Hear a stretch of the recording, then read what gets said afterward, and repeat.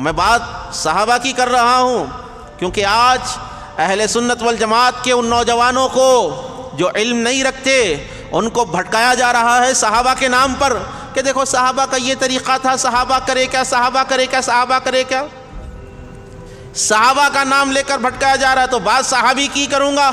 امیر المومنین سیدنا صدیق اکبر رضی اللہ تعالیٰ عنہ کا جب وصال کا وقت قریب آیا، جب آپ کے وصال کا وقت قریب آیا تو آپ نے مولا علی شیر خدا رضی اللہ تعالیٰ عنہ کو بلوا بھیجا۔ آپ آئے، کہا کہ امیر المومنین کیا مسئلہ ہے؟ کہا کہ اے علی میرا انتقال ہو جائے تو آپ مجھے غسل دینا، کفن آپ پہنانا، اور میری نماز جنازہ کے بعد آپ میرا جنازہ سرکار کے روضے اقدس کے باہر رکھ دینا، اور اے علی جا کر حضور نبی کریم علیہ السلام کے بارگاہ کے پاس کہنا کہ یا رسول اللہ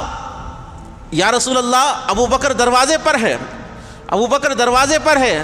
اے علی اگر حضور سے اجازت مل جائے تو مجھے بازو دفنا دینا، ورنہ جنت البقیع میں لے کر جانا۔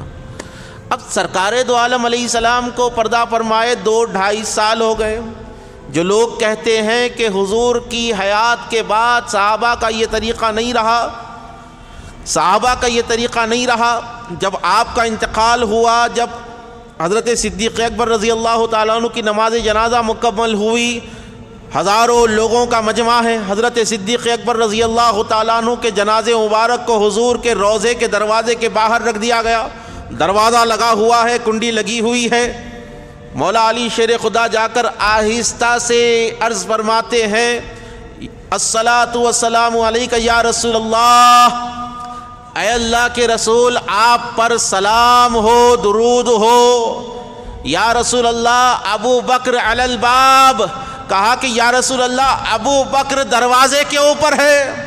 تو یہ جو مولا علی شیر خدا نے پڑھا، کیا یہ سلام نہیں ہے؟ سلام ہے نا، پڑھنے والے صحابی ہے نہیں ہے، صحابی ہے، اہل بیت ہے، رسول اللہ کے برادر ہے، اور وصیت پر عمل کر رہے ہیں امیر المومنین سیدنا صدیق اکبر رضی اللہ تعالیٰ عنہ کی۔ تو دیکھ رہے ہیں ہزاروں کا مجمع جو کھڑا ہوا ہے وہ صحابہ کا مجمع ہے یا نہیں؟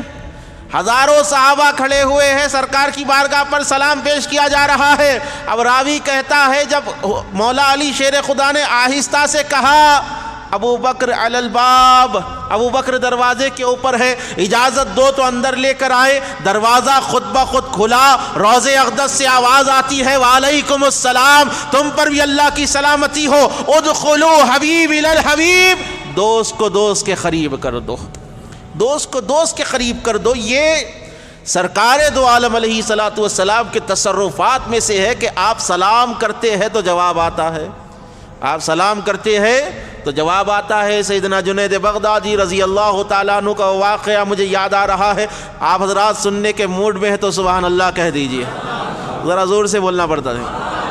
حضرت سیدنا جنید بغدادی اپن نماز پڑھتے، التحیات للہ والصلوات والطیبات، السلام علیک ایھا النبی ورحمۃ اللہ وبرکاتہ، اسی پڑھ لیتے۔ بولے کیا پڑھ لیں، کدھر پڑھ لیں، آپ کو معلوم ہونا چاہیے۔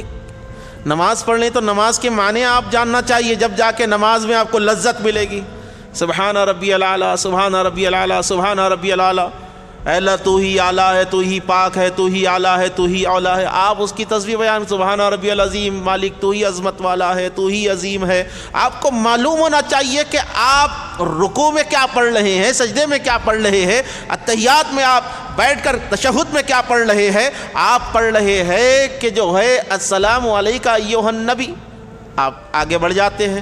سیدنا جنید بغدادی رضی اللہ تعالیٰ عنہ کیسی نماز پڑھتے، التحیات للہ والصلوات والطیبات، السلام علیک ایھا النبی کہہ کر رک جاتے، اور جب تک رکے رہتے جب تک کہ رسول اللہ کا سلام نہ آ جائے، جب تک سرکار دو عالم علیہ السلام کا سلام آپ کو وعلیک السلام یا جنید کہہ کر نہ آ جائے۔ تو نماز کیا ہے؟ اللہ کے نبی علیہ السلام نے ارشاد فرمایا، الصلاۃ معراج المؤمنین، کہا کہ نماز مومنین کی معراج ہے۔ کیا ہے؟